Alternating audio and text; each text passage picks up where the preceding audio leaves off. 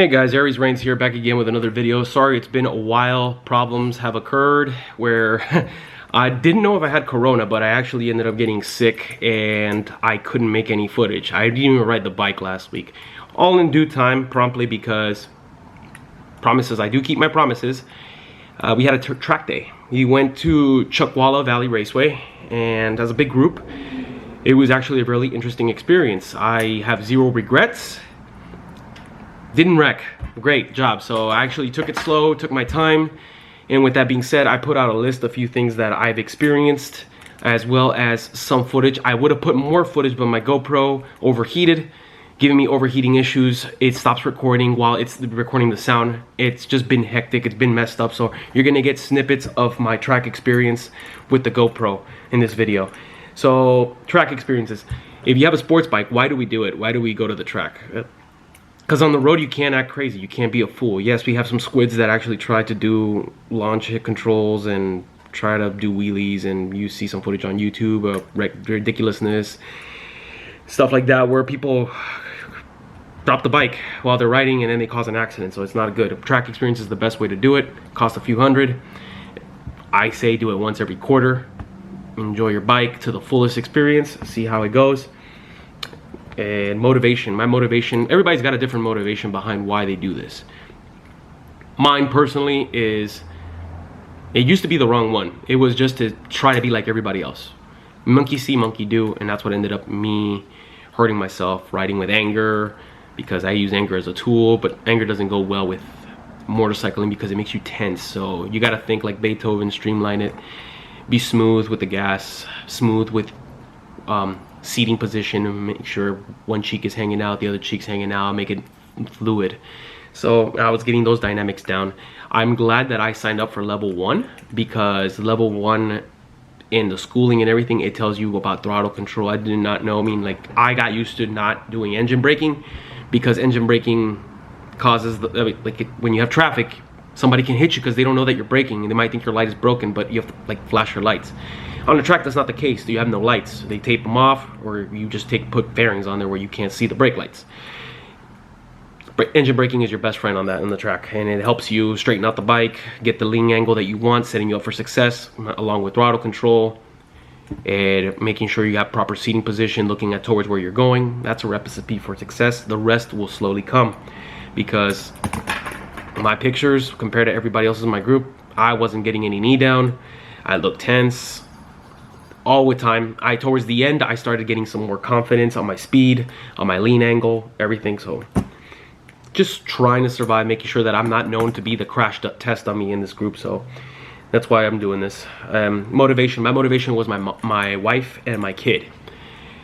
I do it for them. I do it because I want to relax. I try to de-stress. I think that I want to come home safe to them, but yet at the same time share my experiences with them. That is my motivation for this. Some people are looking for fame and glory. Some people are looking to be seen, to be heard of, to be seen out there, to get yourselves in the spotlight. Yeah, that's all cool and all, but that's good for you, not good for me, because that's not what I'm about. I'm about enjoying my life, enjoying this experience. With time, I will get better. This is all with time. I have plenty of time left on this gas tank in my life. I plan on enjoying my life. I'm planning on getting that knee down. I plan on doing all that stuff eventually with time, with schooling, with tutelage, everything.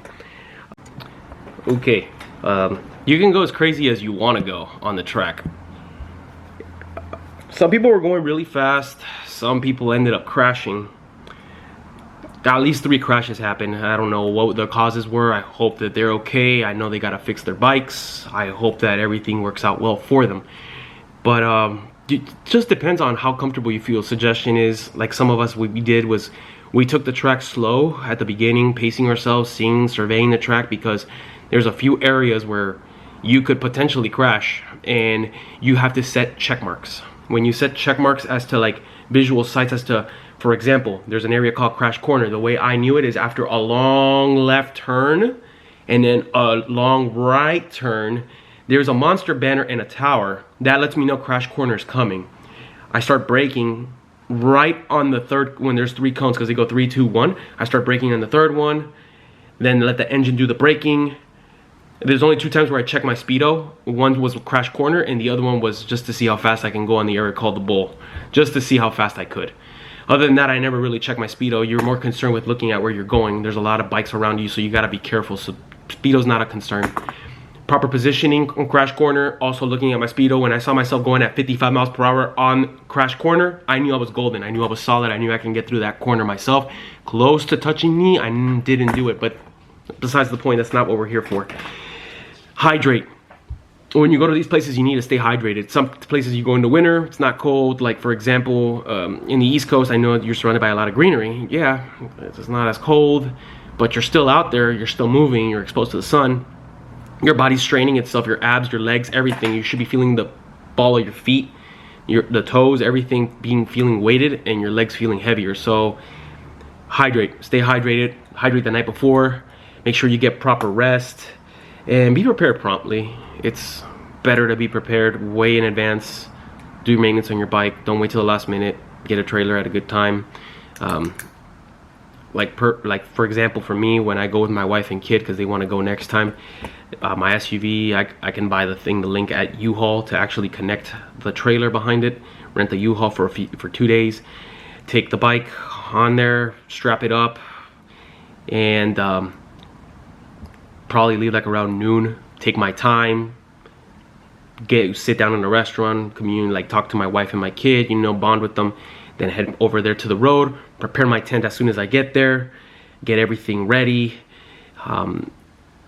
Wifey wants to go and stay in the cabins, that's fine with me, I don't mind that.